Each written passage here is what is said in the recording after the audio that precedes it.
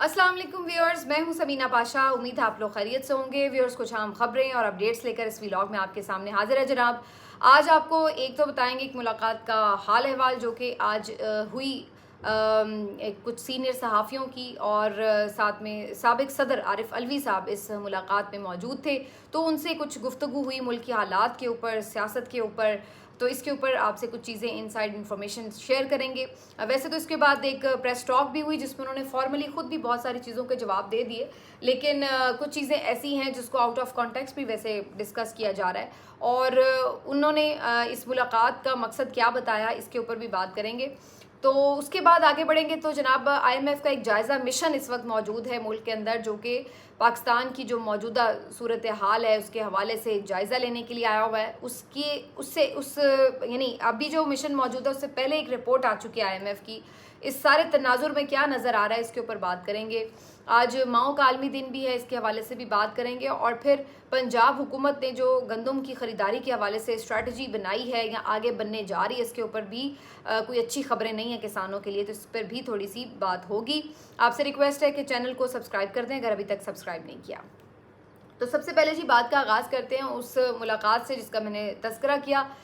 Basically हबीब अकरम साहब जो senior सहाफ़ी हैं, एंकर पर्सन हैं, उनकी रिहाइशगाह पर ये एक इनफॉर्मल किस्म की गुफ्तगू थी, एक मीटिंग थी जिसमें बहुत से दीगर सहाफ़ी भी मौजूद थे और आरिफ अलवी साहब भी यहाँ पर मौजूद थे। और एक इंटरेक्शन हो गया सहाफ़ियों के साथ उनका, जिसमें उन्होंने फिर खुलकर बातें की। इस मुलाकात में बहुत से सवालात उनके सामने रखे गए कि क्यों बाजवा साहब के साथ इमरान खान साहब की चपकलिश शुरू हुई, मौजूदा सूरत हाल तक PTI कैसे पहुंची, मुल्क कैसे पहुंचा, आगे की स्ट्रेटजी क्या है, किन लोगों को वापस लिया जाएगा, कौन लीड करेगा इस वक्त पाकिस्तान तहरीक इंसाफ को इस्टेब्लिशमेंट के साथ। और सबसे जो मेन सवाल है बेसिकली वो ये कि इस्टेब्लिशमेंट के साथ जो मौजूदा तलखी है आखिर वो ख़त्म कैसे होगी। इसके लिए क्या इमरान खान साहब ने आरिफ अलवी साहब को कोई स्पेशल टास्क दिया है? तो ये ज़्यादातर जो ज़ाहिर है गुफ्तगू का महवर रहे सवाल। इस पर आरिफ अलवी साहब की वही बातचीत थी जो आम तौर पर आप पहले भी सुन चुके हैं। और मुझे ये कह लेने दीजिए कि आरिफ अलवी साहब से वैसे तो मेरी पहले भी मुलाकात हो चुकी है, लेकिन मैंने हमेशा ये महसूस किया कि आरिफ अलवी साहब बड़े हम्बल किस्म के इंसान हैं और बड़े जेन्युइन से इंसान हैं। ऐसा नहीं है कि वो कोई किसी तरह भी कोई होशियारी करने की कोशिश करते हों या उनका मतलब कुछ और हो, बात कुछ और हो, या कोई तेज़ तरार शख्स होता है ना कि जो मतलब लच्छेदार गुफ्तगू करे। आरिफ अलवी साहब जो हैं वो बड़े जेन्युइन से मुझे इसलिए लगे कि जो उनके दिल में था वही बात वो कर रहे थे, और इसीलिए ज़्यादातर गुफ्तगू में कहीं भी ये कहने की ज़रूरत पेश नहीं आई कि जी इसको आप रिपोर्ट ना करें। हालांकि ये एक इनफॉर्मल गुफ्तगू थी, लेकिन आमतौर पर वही बातें थी जो उनकी ऑन कैमरा भी होती हैं। तो ऐसी कोई चीज़ मुझे नहीं लगी कि कोई कॉन्ट्रोवर्शियल बात वो कह रहे हों जिस पे उन्हें लगे कि ओहो ये बात रिपोर्ट नहीं होनी चाहिए। आरिफ अलवी साहब ने मुख्तलिफ सवालों के जवाब बड़े खंदा पेशानी से दिए, काउंटर क्वेश्चंस को भी उन्होंने बड़े तहम्मुल से बर्दाश्त भी किया। और जो नटशेल था उसमें ये था कि आरिफ अलवी साहब ये समझते हैं कि मुल्क की जो मौजूदा सारी सूरत हाल है उसमें सबसे बड़ी प्रॉब्लम ये है कि इस वक्त एक जो तलखी है इस्टेब्लिशमेंट और PTI में, और जिसकी वजह से ओवरऑल पूरा एक जो सिस्टम है वो ऐसा लग रहा है कि लॉलेसनेस का शिकार हुआ पड़ा है। और इसमें उन्होंने बहुत सारी चीज़ों के ऊपर ये तस्लीम भी किया कि बहुत सारी जगहों पे मिस कैलकुलेट किया गया, मसलन असम्बलियों से इस्तीफ़े देना या असम्बलियाँ वक्त से पहले डिज़ोल्व कर देना। इन सब चीज़ों के ऊपर खान साहब को ब्रीफिंग भी यही दी गई और खान साहब का अपना मानना भी यही था कि इन चीज़ों के ऊपर आइन बड़ा क्लियर है, तो इसलिए लाजमी 90 दिन में इंतखाबात भी होंगे और इस तरह से चीज़ें होंगी। लेकिन वो ये एक्सपेक्ट नहीं कर रहे थे कि इस हद तक मामलात बिगड़ेंगे कि आइन की खिलाफ वर्जी हो जाएगी और आइन को फॉलो ना करते हुए इंतखाबात को डिले कर दिया जाएगा। और फिर जो हमने एक तसलसल से चीज़ें देखी पूरे 2 साल में वो सब होती चली गई। तो इस तरह तलखियाँ मज़ीद कम होने से बल्कि उसमें इजाफा होता गया। और आरिफ अलवी साहब ने कहा कि उन्होंने बड़ी कोशिश की बाजवा साहब के साथ इमरान खान साहब के जो भी इख्तलाफात हैं वो ख़त्म हो जाएँ, और मौजूदा इस्टेब्लिशमेंट से भी ये समझते हैं कि उन्हें ख़त्म होना चाहिए, वो जितनी इसमें कोशिश हो सकी उनसे वो करेंगे। लेकिन दूसरी तरफ मुझे ये महसूस हुआ कि आरिफ अलवी साहब अपने तौर पर जो ज़ाती उनकी हैसियत है उसमें वो ये बात कह रहे थे कि फ़ौज जो है वो हमारी फ़ौज है। वैसे तो ये PTI भी बात करती है और उन्होंने कहा कि हम बिल्कुल उनके साथ बैठने को भी तैयार हैं। सियासी जमातों के साथ गुफ्तगू के हवाले से ज़्यादातर जो सीनियर सहाफ़ी थे उनका ये कहना था, उनका ये मशवरा भी था कि आपको सियासी जमातों से गुफ्तगू करनी चाहिए, ना कि आप लोग इस्टेब्लिशमेंट से बातचीत के लिए हामी या रजामंद दिखाई दें। इससे दो बातें हैं, एक तो ये पता चलता है कि ये पता नहीं शायद कोई जमहूरी सोच नहीं है आपकी अभी तक भी, और दूसरा इससे ये पता चलता है कि ये वीकनेस का भी एहसास है कि बार बार वो आपसे कह रहे हैं कि हमने बात नहीं करनी और आप कह रहे हैं कि जी आप हमसे बात करें। तो इस पर उनका ये कहना था कि देखिए वीकनेस या ताकत हमने किसको दिखानी है और किसे दिखानी है, असल चीज़ ये कि मुल्क की बेहतरी के लिए अगर हमें बार बार भी ये कहना पड़ेगा तो हमारी इसमें कोई ज़ाती अना नहीं है, एक चीज़। और दूसरा उनका ये कहना था कि वो सियासी जमातों से इसी हवाले से ये समझते हैं कि ताकत का चूँकि मरकज़ मंबा जो है इस वक्त अगर इस्टेब्लिशमेंट है तो वो समझते हैं कि फिर जहाँ पे मामलात हल होने हैं बात भी वहीं पे होनी चाहिए। बाकी इस बात से कोई वो भी नहीं है कि जी बिल्कुल किसी सियासी जमात से बात नहीं हो सकती। यकीनन अगर कोई बात करना चाहेगा, चीज़ें आगे बढ़ेंगी तो उसमें सियासी जमातें कोई भी हों वो भी मुज़ाकरात का हिस्सा हो सकती हैं, लेकिन अल्टीमेटली चाबी तो वहीं पर है जहाँ पर है। तो मुझे यही नज़र आया कि इस बात के लिए पीटीआई अभी तक तैयार नहीं है कि सियासी जमातों से सिर्फ वो बात करे और इस्टेब्लिशमेंट को आउट करे। वो समझते हैं कि इस्टेब्लिशमेंट से ही मामलात को बात करके हल किया जा सकता है। दूसरा उनका ये मानना था कि जो इस वक्त सिचुएशन है उसके लिए हर कोई बंद गली में है, चाहे वो ताकतवर इदारे हैं, चाहे वो पीटीआई है, चाहे वो अवाम है, रियासत है। ऐसा लगता है हर कोई बंद गली में आ गया और जिसके पास कोई ऑप्शन नहीं है। इससे जो मुझे तासुर मिला वो ये भी लगा कि बज़ाहिर ऐसा लग रहा है कि पीटीआई एक मुसलसल तहरीक में ज़रूर है, लेकिन फ़िलहाल आगे उनके पास भी कोई रोड मैप नहीं है। उनके पास भी फ़िलहाल कोई आगे एक स्ट्रैटेजी होती है ना कि आपका प्लान ए है, ये प्लान बी है, ये स्टेप 1 है, ये स्टेप 2 है, तो फ़िलहाल उनके पास भी कोई स्ट्रैटेजी नहीं है। इसीलिए वो मुख्तलिफ़ लोगों से इंटरेक्शन भी कर रहे हैं, उनसे सजेशंस भी ले रहे हैं और उनसे बातचीत करके अपनी बात भी उनके सामने, अपना मौक़िफ़ भी सामने रख रहे हैं कि कोई इसके बारे में ओवरऑल एक इज्तिमाई दानिश सामने आ सके कि क्या होना चाहिए इन हालात में कि मुल्क को बंद गली से निकालना चाहिए। तो इसमें उनकी एफ़र्ट तो मुझे बड़ी सिंसियर लगी कि वो चाहते हैं कि सिचुएशन में थोड़ी बेहतरी आए, लेकिन इस पर ये भी फिर सवाल उनके सामने आया कि भाई आप एक तरफ ये बात तो करते हैं, लेकिन फिर खान साहब डायरेक्टली आर्मी लीडरशिप को जब तनकीद का निशाना बनाएंगे, उन पर इल्ज़ामात लगाएंगे, तो फिर कैसे मामलात आगे बढ़ेंगे? आपकी कोशिशें तो सारी रायगाह चली जाएंगी। तो फिर उनका ये कहना था कि हमें ये देखना पड़ेगा कि खान साहब कितना सफ़र भी कर रहे हैं। एक बंदा जो कि जिसको गोलियां लगी हुई हैं, जो जेल में है, जिसको मुसलसल एक कई दफ़ा ऐसा उसके ऊपर अटैक हो चुका है जिससे उसको लग रहा है कि उसको कोई मारना चाहता है, और वो उसके बहुत सारे आपको रेलेवेंट फैक्ट्स भी नज़र आते हैं। तो इस वजह से ज़ाहिर है उनकी जो एक बात की कंडीशन होगी, जो बात होगी, उसका पैराया हमें उस कॉन्टेक्स्ट में देखना ही पड़ेगा। उसको हम उस कॉन्टेक्स्ट से हटा के बात नहीं कर सकते।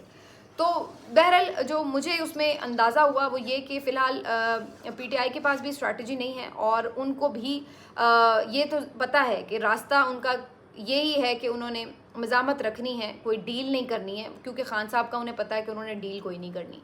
तो दूसरी तरफ उनको ये भी आइडिया है कि ये सारा जो एक जद्दोजहद का प्रोसेस है ये लंबा हो सकता है, लेकिन इसमें ऑटोमेटिकली कहीं ना कहीं कुछ ना कुछ ऐसा होगा जिससे कहीं ना कहीं उनको हेल्प भी मिलेगी, ये जद्दोजहद खुद ब खुद आगे भी बढ़ेगी।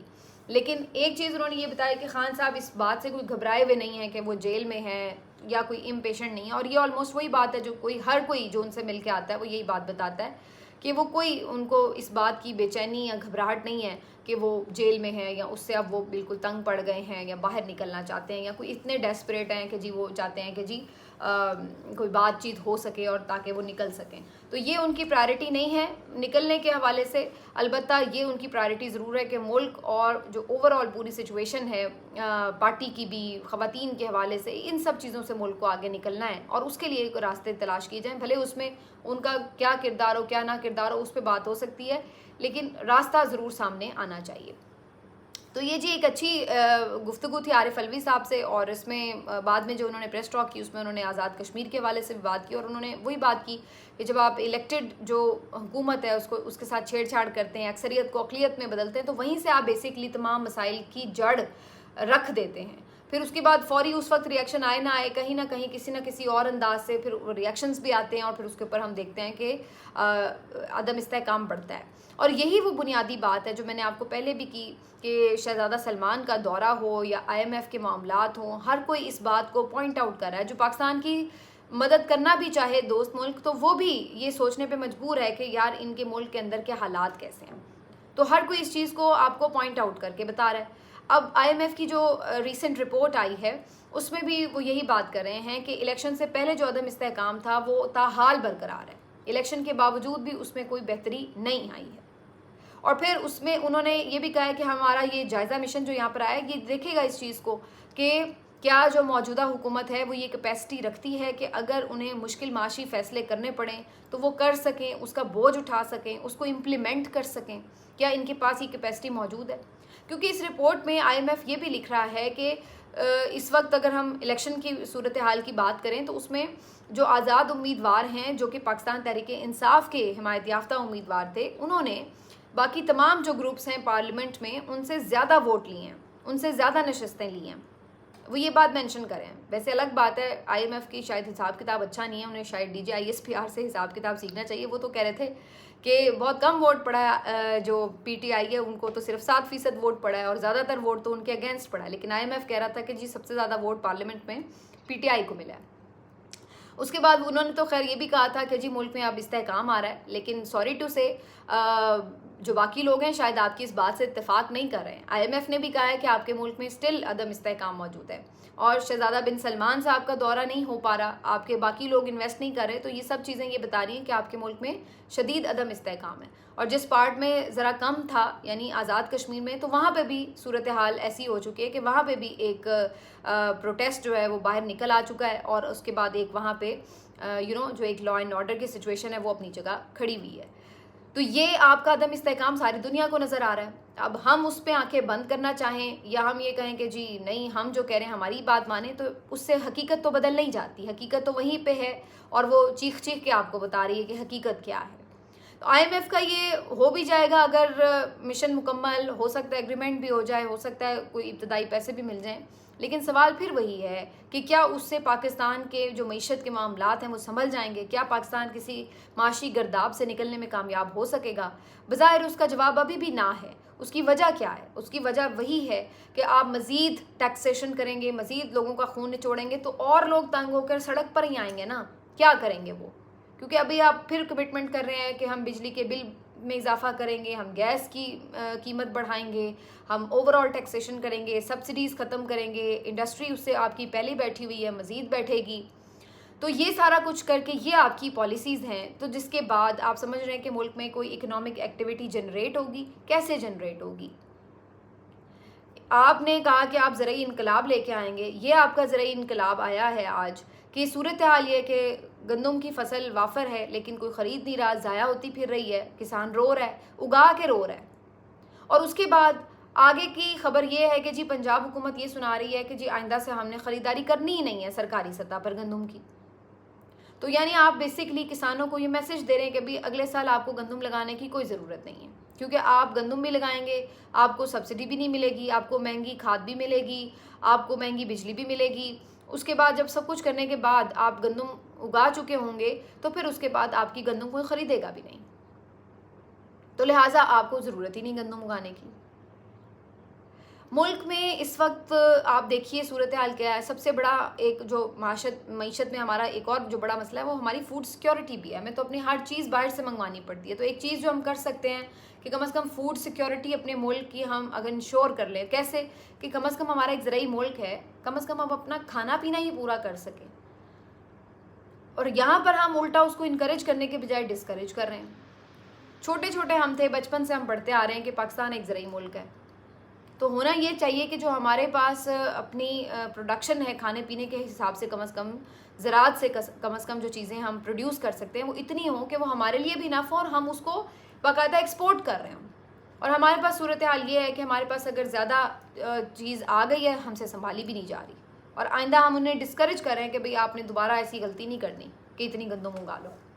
अब आप सोचें अगर अगली दफ़ा गंदम कम उगाए यानी किसान और ना उतनी प्रोड्यूस करे तो फिर क्या होगा? फिर आप फिर बाहर से मंगवाएंगे। फिर महंगी गंदम आएगी, फिर आटा महंगा होगा, फिर रोटी महंगी होगी। तो ये क्या मंजरकशी हो रही है आपके मुल्क की, ये मुझे कोई समझा दे कि ये बुनियादी बातें हैं, बहुत छोटी।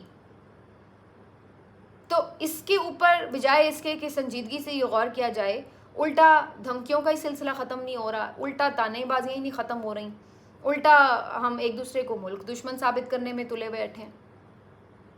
तो अब ये जो चीज़ें हैं, ये प्रेशर है, और ये प्रेशर इस्टेब्लिशमेंट पर भी है। भले कोई आकर लाख ये कहे कि जी कोई बात नहीं होगी, कुछ है, तो प्रेशर उनके ऊपर भी, उन्हें भी पता है कि अल्टीमेटली ये जो सारी आपकी अदम इस्तेहकाम की सिचुएशन है, इसका अगर कोई ख़ात्मा कर सकता है तो वो इमरान खान कर सकता है।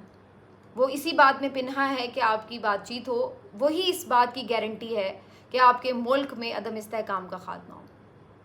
तो आप भले जितना मर्जी कहें कि उससे बात करने की ज़रूरत नहीं, वो ये है, वो है, वो ये है, चाबी उसी के पास है। आपको वो अच्छा लगता है या बुरा लगता है, लेकिन आपके मसले का हल भी उसी के पास है। तो बात तो आपको करनी पड़ेगी, आज कर लेंगे तब भी करनी पड़ेगी, मज़ीद नुकसान करके करेंगे तब भी करनी पड़ेगी, लेकिन इसके अलावा चारा नहीं है, क्योंकि अदरवाइज़ आपका जो मुल्क है वो अदम इस्तेहकाम का शिकार रहेगा। आप डंडे से प्रोटेस्ट वगैरह रोक लेंगे, लोगों को सड़कों पर नहीं आने देंगे, लेकिन क्या उससे इकोनॉमिक एक्टिविटी जनरेट हो जाएगी? नहीं होगी। जो इतने प्यारे से आपने प्राइम मिनिस्टर ला के बिठाए हैं, उनका विजन तो ये है कि जी आप स्टेटमेंट दे रहे हैं कि जी जो शहज़ादा सलमान है उनकी क़यादत में हम पाकिस्तान में कोई माशी इनकलाब लेकर आएंगे। फॉर गॉड सेक भाई,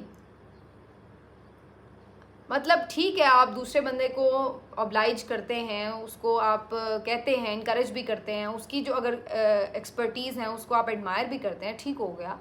सफ़ारती अदाब में होता है कि आप थोड़ी लैंग्वेज इस तरह की यूज़ करते हैं कि आप अगले की तारीफ़ भी करते हैं, उसको कन्विंस भी करते हैं कि वो आपके मुल्क में इन्वेस्ट करे, लेकिन ये तो नहीं होता कि आप लेट ही जाते हैं। मतलब हमने क्या पाकिस्तान गिरवी रखवा दिया है, या वो पाकिस्तान को बाकायदा कोई टेक ओवर कर चुके हैं कि उन्होंने पाकिस्तान को अब विजन देना है, उसके मुताबिक हमने चलना है। बहुत से अल्फाज बेहतर हो सकते हैं ना कि जी हम बिल्कुल मिलकर इन्वेस्टमेंट करेंगे, कोई बराबरी की सतह पे बात हो रही होती है कि जी आप हमारा साथ भी दिया पहले भी, आगे भी आप दे रहे हैं, इंशाल्लाह हम निकलेंगे, ये वो। आप तो टोटली यूँ नीचे लेट जाते हैं कि जनाब बस ठीक है, जो है माई बाप आप ही हैं, बचा लो। इस तरह वाली आपकी तो सिचुएशन हो जाती है। तो बहरहाल अब क्या कहें, उनका तो अब किसी को अगर वही चॉइस उनकी है तो फिर उनको वही पसंद है, तो फिर हम क्या कर सकते हैं। लेकिन आखिर में बस इतनी बात करेंगे जनाब कि आज माओं का आलमी दिन है जी, और सब अपनी अपनी माओं को खराज तहसीन पेश कर रहे हैं। मैं भी अपनी वालदा को आज खराज तहसीन पेश करूं। आज क्या, मैं तो हर रोज़ हर मुलाकात में उनको खराज तहसीन पेश करती हूं। और मेरी वालदा माशाल्लाह बहुत एक बाहिम्मत और बड़ी दलेर और बहुत लाइवली और बहुत हार्ड वर्कर ख़ातून है, जिन्होंने बड़ी ज़िंदगी में ऊंच नीच देखी है और बड़ी मेहनत की है। बड़ी मेहनत से हम लोगों को पाला पोसा, हमारी तालीम मुकम्मल करवाई, और जिस तरह से हर मुमकिन कोशिश की हमारी अच्छी तरबियत करने की, हमें हलाल और हराम का फ़र्क सिखाने की, हमें तहज़ीब सिखाने की, हर चीज़ में उनकी कोशिश थी कि बच्चियों को, और अल्लाह जन्नत नसीब करे भाई को, हर लिहाज से बेहतरीन तरबियत फ़राहम की। तो हम उनकी अज़मत को सलाम पेश करते हैं। और उनकी सख्ती मुझे याद है कि जब हम छोटे थे तो अम्मी थोड़े सख्त थी, और सख्त थी डिसिप्लिन के मामले में। और ये वैसे आप लोगों के साथ भी होता होगा कि जब कोई सख्त होता है तो आप फ़ौरन कहते हैं यार ये तो हिटलर है। तो हमने भी अम्मी को हिटलर ही समझा होता था कि अम्मी बहुत सख्त है। लेकिन ये है कि जब आप छोटे होते हैं आपको नहीं मालूम होता कि वो सख्ती आपकी भलाई के लिए होती है, और जैसे जैसे आप शऊर की मंजिलें तय करते हैं फिर आपको अंदाज़ा होता है कि उस सख्ती में आपके लिए कितनी प्यार, कितनी मोहब्बत और कितनी तवज्जो छुपी हुई थी। वो आप ही की बेहतरी और आपकी भलाई के लिए थी। अम्मी आज के वक्त में बहुत दुखी हैं, और जिस दुख से वो गुज़रती हैं हम उस दुख की वजह से दुखी हो जाते हैं, क्योंकि हर वक्त वो भाई को याद करती हैं, और अपनी जो यानी ज़ाहिर है एक माँ से बेटा बिछड़ जाए तो उसकी तकलीफ़ का अंदाज़ा तो लफ्ज़ों में बयान ही नहीं किया जा सकता। लेकिन जहाँ माँ का जो दिन है वो इस लिहाज से बड़ा कीमती है कि अपनी माँ को याद करते हैं, वहीं मेरे लिए इसलिए भी बड़ा स्पेशल है क्योंकि अब मैं ख़ुद भी एक माँ हूँ, और मेरी भी माशाल्लाह 3 बच्चियाँ और एक बेटा है। और मैं इस मामले में अपनी माँ को काफ़ी आइडियलाइज़ करती हूँ कि जैसे उन्होंने हमारी परवरिश की डिसिप्लिन के साथ और बच्चों को सही और गलत में तमीज़ सिखाने के साथ, तो वो उसी चीज़ को फॉलो करूँ और बच्चों को एक अच्छा बामकसद मुसलमान और शहरी बना सकूं। और उसके साथ साथ मोहब्बत तो ज़ाहिर अब क्या किसी को बंदा बताए कि जी मैं अपने बच्चे से मोहब्बत करती हूँ, तो ये तो एक लतीफ़ा ही है, क्योंकि इसमें बताने वाली तो कोई बात ही नहीं है। तो बहरहाल आप सब भी जिनके पास अपनी माएँ हैं, आप सब अपनी माओं की कदर करें। यकीनन आप लोग करते भी हैं और कदर करें। ये टाइम बड़ा छोटा है, जब से भाई को वैसे हमने खोया है ना, हम लोग सारे ना यूँ एकदम जैसे आपको झटका लगता है ना, आप हिल के रह जाते हैं और आपको अंदाज़ा होता है कि यार हम ये सुनते ज़रूर हैं कि जो लाइफ है वो बस एक बबल ही है, लेकिन वो हमने फिर अपनी आंखों के सामने देखा कि वाकई लाइफ एक बबल ही है, कि आपको नहीं मालूम है। तो जो भी आपके पास वक्त मौजूद है उसका बेहतरीन इस्तेमाल करें, और ख़ास तौर पर जो आपके करीबी रिश्ते हैं जो मैटर करते हैं आपके लिए लाइफ में, और ख़ास तौर पर जो आपके वालिदैन हैं उनके लिए वक्त निकालें। आजकल की भीड़ भाड़ में हम अक्सर अपने वालिदैन को वक्त नहीं दे पाते, उनके पास बैठ के उनकी पुरानी गुफ्तगू नहीं सुन पाते, लेकिन ये बड़ा ज़रूरी है और वो ज़रूर सुने, चाहे वो कई दफ़ा सुना चुके हों, फिर बार बार भी सुन लें, कोई बात नहीं। वो भी हमारी जब हम छोटे थे बार बार की बेतुकी बातें बहुत सुना करते थे, फिर भी तंग नहीं पड़ते थे। तो हमें भी ये पेशेंस लेके आना है, उनकी सुने, उनको वक्त दें, उनसे प्यार करें। ज़िंदगी बड़ी छोटी है, जब वो हाथ में नहीं रहता वक्त और जब वो हमारे से दूर हो जाते हैं फिर हमें अंदाज़ा होता है कि हमने क्या खो दिया है। बहरहाल जी, आज यहीं पे व्लॉग को ख़त्म करते हैं। अगले व्लॉग में मज़ीद ख़बरें और अपडेट्स लेकर हाजिर होंगे। अपना ख्याल रखिए। अल्लाह हाफ़िज़।